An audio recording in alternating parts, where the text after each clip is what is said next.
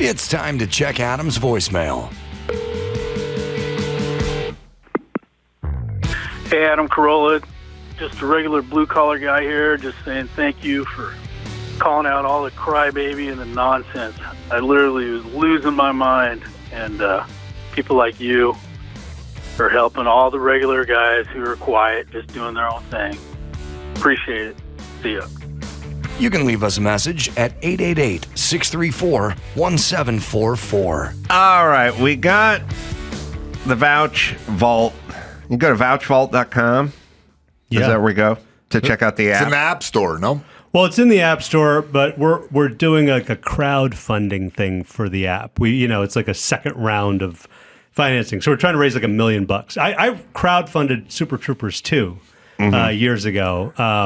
Back then, though, if you donated, you couldn't get a piece of the financial action. That movie made money, and basically we gave them T-shirts and whatever. Right. This time now they've changed the rules. So if you invest in this crowdfunding Vouch Vault, you can when we eventually sell it, you'll get a profit. Oh, so you can buy into it. Yeah, you can buy into it. Get a producer's credit and a T-shirt. I mean, we're giving away if you put a certain amount of money, you can have dinner with me, or I'd chug a beer against me, or play golf against me. Foot race. Like there's things you can do, you know. But it's at vouchvault.com. You just you can put $100 in. That's it's a great idea. Yeah, it really is. All right, I think we found that. Did you find that clip? So. I love each weekday, each velvety cheat day. You know what I mean. My love comes loaded and it's in my sights. I think my son's filming this. Big bottle, talk about big bottle. You look like doing a Christmas recital. You're wearing the nicest shirt you got.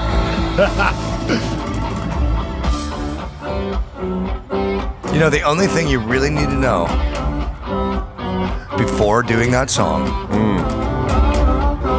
is it's bum cakes, then it's mud flaps. Bum cakes and mud flats. That's right. I started singing it, I think. My baby fit me like a fresh tuxedo. I'd like to sink her with my big torpedo. Big bottle, talk about going to my girl's bottle. Big bottle, drive me out of my mind. I'm gonna leave this behind. Wow. You're having a blast, Carolla. Oh, what a dream. How did he know you wanted to do that? Yeah. I don't know. He just said John's a friend, and I said, oh, if you're out, I'll come out and see you guys and hang out, because he's the greatest guy in the world. Just John Popper from Blues Travis. Fun. He's fun. He's got a fun sense of humor and stuff. So I always knew he had always had a great sense of humor, and so he said, well, if you're coming out, get there early, and then we'll sing Big Bottoms. I was like, all right. Why not? All right. What do you got in the news? Oh, first up, former President Joe Biden diagnosed with aggressive form of prostate cancer. The cancer has metastasized to the bone, according to the former president's personal office. It's weird. Weird news. I mean, not weird news, sad news, but also sort of like people are questioning the timing because all this stuff's coming out, and then people are like, is this a distraction, or what did you learn about this? I mean, listen, here's the problem in general. Kids, are you listening? The problem with lying is that once you've established as a liar, then whenever you say something, people go, I don't know. Like, it's a personal thing, too. Like, I know people, I just know people who don't lie, and then I know people who do lie. And so when you're on the people who does lie list, and then they call you and they go, oh, man, I can't make it to dinner tonight because I have laryngitis. You go, oh, okay. And then you hang up the phone, and then somebody goes, Tim has laryngitis? And you go, well, we don't know. We don't know because he's on the liar. Right. He's on the liar list. Uh-huh. If you never get on the liar list, then whatever you say is just, I always got prostate cancer. Joe Biden lies and has been lying the entire fucking time. So now everyone's sort of like, well, he's got prostate cancer, I guess, but do we know? Or does he know? Or when did he know? He says he just found out, but I probably found... Because he lies. And this is what you'll do. You'll get on the liar's list.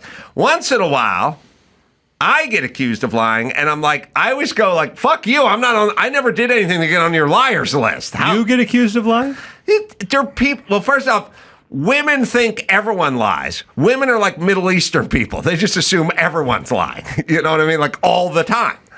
And it's like, that's not part of our culture. Like we don't haggle. Like that's not how we do it. You know what I mean? So like, I think women think people lie more than men think people lie. Because women are lied to get in their pants?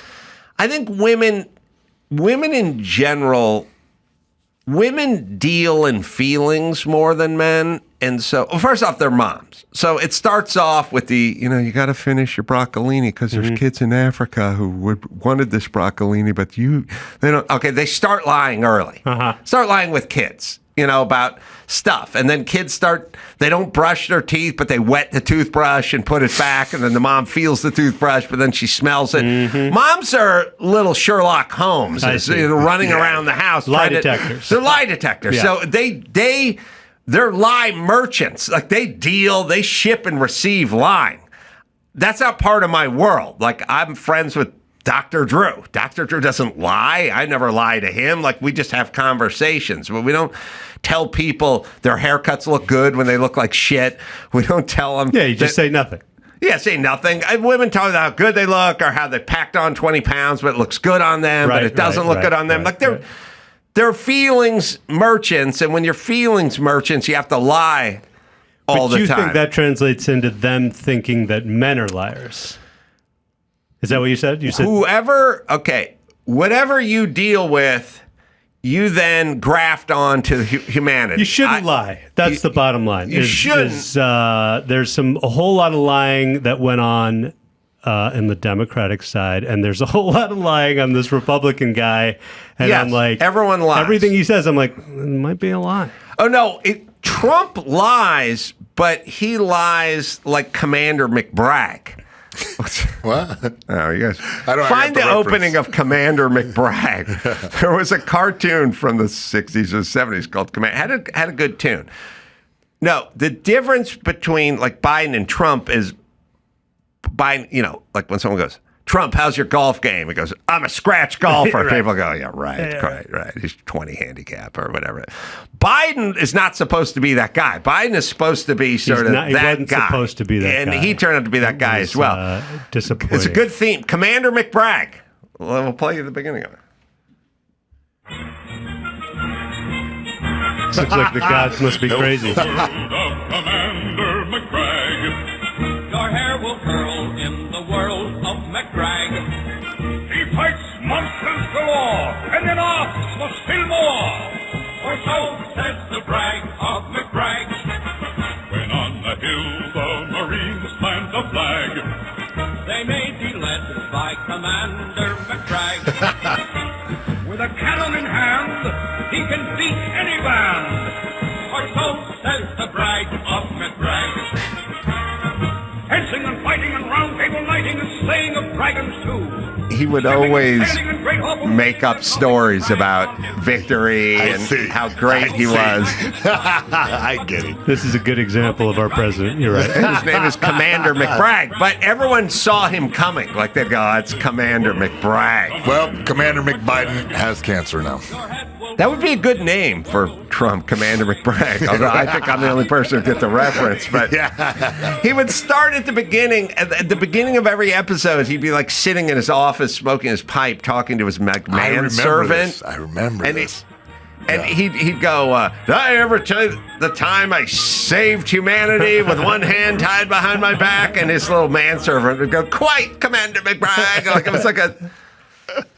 It was just a stupid, he was a braggart. Yes. Is what it was. But I can't believe I missed that one. You missed Commander McBragg. Never saw it. I think I would have loved it. I love the theme song. Yeah. All right, sorry. All right, next up, New York City's #1 recidivist just can't stop stealing, even after a mind-boggling 134 arrests. Yeah, this guy's name is Black Harold guy, Gooding. what? Okay, here's the whole thing. At a certain point, society. Here's my whole thing. Society at a certain point is just like a society. Like we just don't have enough individual time for everybody all the time. Like once you get arrested more than 50 times, we just got to put you away. Yeah. And we go like no hard feelings, but you understand there is a society. Yeah. We're trying to run it. We can't use all our resources on you. 134, my God. Yeah. The story is really wacky. Like this guy has been in and out of jail, prison since 2000. It's the story that I'm getting is just that he's a crack addict and that his whole deal is doing small shoplifting because there's no real repercussions for it for just small shoplifting. So he goes, gets busted, gets out the next day, gets busted again, gets some crack, gets busted, goes back in, goes back out, and that's been his life since 2001. Feels like it would be cheaper as a society if we just gave him the crack. That's what I was thinking. Yeah. I'm like, just give this guy crack, then he doesn't have to steal. It would. But Ultimately, it yes. wouldn't be fun. Yeah, the cops It's not a wouldn't have any great fun. social program. I agree. I don't know. agree. I would. In this case, he just In can't this stop. case, He can't yeah. stop. I would. We need some sort of place. I mean, we talk about it a lot, like Devil's Island for Papillon, like this is a place to put people. They're like, look, you can go, you can make your own crack or not, but whatever it is, we can't have you in our society. Normal society, yeah. You start reckoning. I mean, they have done something like that in Portugal. I believe they had addicts. You know, they reduced street crime completely because everybody just can get their dope at a hospital. So, Well, yeah, but see, I would do a stand-up bit on this thing every once in a while, which is an example. I always say, look, other countries, like I grew up with kind of hippie progressive mom. Yeah. And hippie progressives, they love Europe. You know, and they always do this weird thing. Like in Europe, sexuality, women walk around topless. They never get groped. It's fine. The kids drink wine with dinner when they're 7. You know, it's all. Europe is always some utopia, especially when you lived in the United States was sort of ugly American shit, and Europe was always evolved. You know, and there's something to that. You know, they go, well, people, they'll have a siesta at noon. They don't work till they die. They take long summers off and they enjoy the food and the outdoors and whatever. And so it was always like in Europe. And so they'd always do this thing where they go, in Europe, you know, in Strudeldorf, they've legalized prostitution. And now drug abuse has gone down, and the women all go to a clinic and get tested and get certified, and then they pay taxes on it. It's like this big win-win-win. Or they hand out clean needles, and they have safe zones to shoot in. And I go, and I'm generally like, I used to always be like, yeah, right, yeah, we could do what they do in Europe. Europe, they don't have animals. We're animals in the United States. We're animals. There's bees, there's honeybees, and there's Africanized killer bees. We're like killer bees. And so when we go, well, San Francisco's always our little European experiment. Like, okay, they're going to have judgment-free injection zones over there, and you can get clean needles out of a vending machine, and it's like 10 seconds later, total shit show. As it turns it's a out, total shit show because we're animals. It's not working. They're not animals over there. They can work it out over there. There needs, even amongst that, there needs to be a certain amount of compliance. You know what? We can't have a pizza delivery robot go down the street without someone picking it up and chucking it in a lake. You know what I mean? Like, we can't have nice things because we're animals. We just need zip ties and pepper spray because we're fucking animals.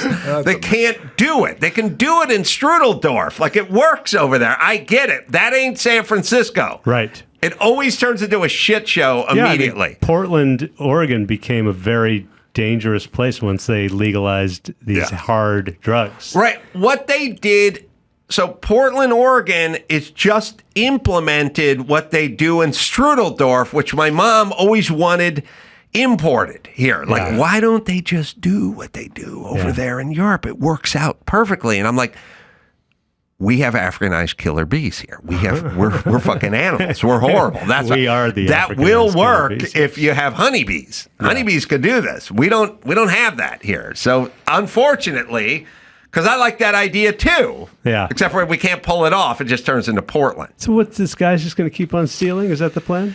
Yeah, I don't know. He's doing a stint because he did a 1 to 3 year sentence for attempted burglary conviction. He's got like major first degree robbery, 10 years in 2001. But as of now, he's a free man. So yeah, he can still steal. Indians aren't into that much crime, are they? It's not our main business, no. No. I have a little guy pickpocketing, maybe? Yeah. A little pickpocket. You know, I stole pickpocketed a rubber shark at Disneyland. Oh, really? When I was 3 or 4, whatever it was. With your foot speed, I'd imagine you'd be grabbing a lot of You'd stuff. think, right? And I went back to the hotel and foolishly started playing with that shark in front of my parents. And my mom's like, "Did you buy that for him?" And of course, my dad didn't buy it for me. He would have. If I just asked, he would have bought it. And my mom made me go down and give the shark back, and I'm weeping. And that was enough to turn me away from crime. Yeah, I have a weird recollection of like stealing a shrunken head or something at a Disneyland too, because that stuff was so tantalizing when you were a kid. Those tchotchkes, the stuffed animals, or the shark, or the shrunken head, or At whatever. eye level. And it was also eye level. so out of reach for my family financially, which is weird because this is a plastic tchotchke, you know, like why would you not consider buying this? But it wasn't. But yes, I remember doing that too. And I did tell my mom once I stole like some batteries or something from the Save-On, and she said the same thing. She goes, we're gonna go return those now. And then I bullshitted her and told her I'd made it up or something. She was too lazy to do it anyway. But that was her. I found $50 on the ground of the Cherry Hill Mall in New Jersey. $50 bill, and my mom said, "We're turning into Lost and Found." Oh my God! And I said, It's a $50 bill. First, it's more money than I've ever seen. Yeah. And then secondly, who claims a bill? It's not a wallet. She's like, we're turning it in. And we turned it in. It's the right way to teach a child. I agree. On reflection, the person you turned it into got $50 richer. Yeah. The woman who lost the $50 bill, showed up to our house a week later. You got to be kidding me. And gave you 100. Heavy set woman of color. Said that $50, I'm a cleaning maid. I dropped that bill. I couldn't believe they had it. Went to check it. Went to Lost and Found, got the $50 bill. Came to my house. Said, I got a $10 reward for you. Fucking mom made me split it with my sister. Oh my God. I was like, hey, bitch, give her $5 out of your wallet. She didn't have money either. But I mean, this is my money. This is my found the money. The hero's reward. Yeah, this is my VIG. I love that story. But I returned a bill, and a woman claimed a bill and came to my house and gave me a reward. That was a different America. That was an America before the bees were Africanized and killer. Although she may have been a little Africanized. But yeah. You get what I'm saying. All right. Hey, next up, scientists turn lead into gold for the first time, but only for a split second. Oh. Yeah, and a breakthrough to make medieval alchemists envious. Scientists at Europe's Large Hadron Collider have successfully transformed lead into gold. You know, I don't know. I guess we use gold for a lot of stuff. The thing that's funny is gold is soft and doesn't really have an industrial application, whereas diamonds are great. Yeah. Diamonds are great for cutting stone and stuff like that. Diamonds have tons of application. Yeah. What a gold. They used to fill teeth. Gold is a good conductor. It's a conductor. Yeah, audio as well. And audio, but I don't feel like we're probably done with Electronic gold. components have I think they have some gold in it. Yeah. I'm just saying I feel like we can live without gold at this point. But diamonds, tons of industrial stuff. I mean, gold is just It's jewelry, right? I Yeah. mean, it's like people who wear jewelry, they like gold. I don't trust people that like gold. Guys, you're missing the whole story, all right? right, That yeah. they turned lead atoms into gold. Oh, You I guys see. are just fixated on gold, but the fact that they changed atoms into now for milliseconds, and just picograms they've made, and it goes right back to gold. But somehow, some way, they spin these atoms around and they turn to gold. I'm done being impressed with science because it's so far out of my realm Darn at it. this point. I thought that you'd be pumped. I'm like after what's going on in outer space and like all the stuff. It's so far. I'll tell you something. You ever talk to somebody who like has no grasp on what you're saying at all, so they can't really be impressed by it? Yeah. Like I do a lot of building stuff that's impressive, but you kind of would have to know a little bit about building to be impressed. If you know nothing about building, that's just like talking to a 5-year-old. Sure. And they don't have any I hear you answer talking to it. about saws and hammers and screws, Right. and I'm like, okay. A24 I heard you talking plywood. earlier when I was in Yeah. the waiting room talking about some kind of jackhammer, and I'm like, okay. Yeah, but that's what you have when you talk to people. Like if you talk to a dude who's got a rudimentary understanding of building, like I put a bar basically under my swimming pool at my house and put portholes and stuff like that. And I was at a, I I was mean, at, like a alcohol bar? yeah, Fantastic. I was at a lunch and I was like with a couple of ladies and this guy, and the ladies were like, yeah, I don't know. And the guy was like, what?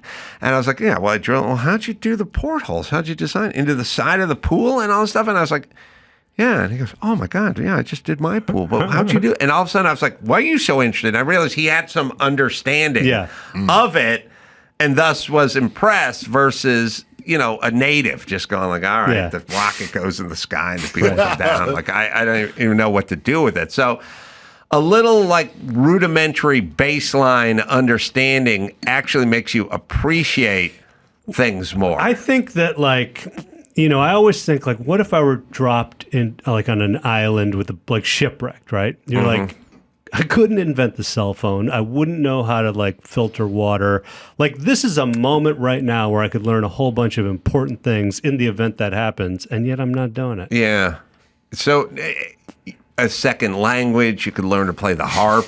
Like, it's crazy how much you shit could, I don't learn. learn how to build a shelter out of palm leaves. Like, I could figure learn it that out. today. And then when I get there, I'd be like, I am the guy, and I'd be the king of the island. Well, Yeah, let me unless tell- I was on the island, then you'd just be making snuff films. I guess I couldn't build a camera. So, I mean, You're right. That's right. I hope everyone's got a good memory. Look, the researchers, what they did, okay, instead of smashing the atoms right at each other, they made them just miss each other. And researchers explained that when this happens, powerful electromagnetic fields around the atoms can cause them to change into different elements. Again, it's so far beyond Okay. my pay grade. Well, what I'm saying is the atoms are going around in a circle opposite ways, and then they graze them right by each other. I know it. And they turn gold. And because they're going so fast, there's so much momentum that for some reason, they will change into the next. Because if you look at the periodic table, lead is like right there under gold. So, Oh, it is? Yes. So if you change the electrons in the atoms, it will turn to gold, but only for some milliseconds. Yeah, see? When they can like use that machine to make my dick bigger, then I'll be listening. Yeah. Just a little bit, just an inch and a half. I had to piss the other day. I used the leg because it was just closer. I mean, it was halfway down my thigh, but my cock was there already. How so big is Carolla's dick? I just use the leg. All right, Jay, let's give you a plug. Vouch Vault app is where we can go. We're crowdfunding, but you're in on it. You get a taste. That's right. Vouchvault.com, and you can donate. It's called Reserve at this point. You donate $100 or more, and you can be part of the company. And Super Troopers 3 isn't Where's that at? We're discussing it. We're we're not it's in discussion. We're not shooting yet. No. All right. I'm also at the Mic Drop Comedy Club in Dallas this weekend. You are? Friday Cool. and You Saturday. doing stand-up there? Yeah. Oh, I remember you telling me before about that was in your past, but I didn't know you were. No, I've been doing. I tour quite a bit. Oh, I tour really? quite a bit. Yeah. That's great. Yeah. And you just do straight stand-up? Yeah, they're basically like I write jokes and insert them into stories. It's basically just stories and stories and stories with jokes built into them. Most of them are true. Yeah, that's great. Yeah. I'm going to be in Bellflower doing stand-up.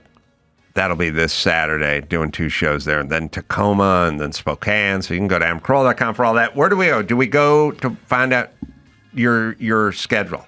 Touring schedule. You go to my Instagram and click the link. It's there. Go there. Yeah. All right. So, till next time, I'm for Jay and Mayhem saying, Mahala.